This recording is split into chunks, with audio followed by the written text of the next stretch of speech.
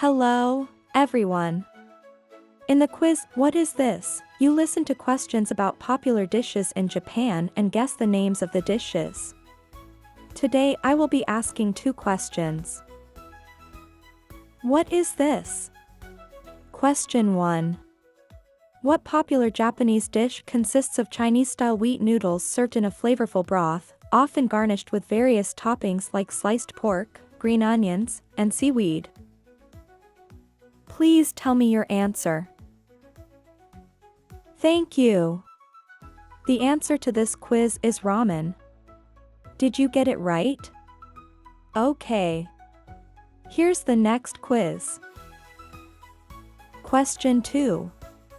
What traditional Japanese dish consists of vinegared rice combined with various ingredients such as raw or cooked seafood, vegetables, and sometimes tropical fruits, all wrapped in seaweed or formed into small rice balls? Please tell me your answer. Thank you.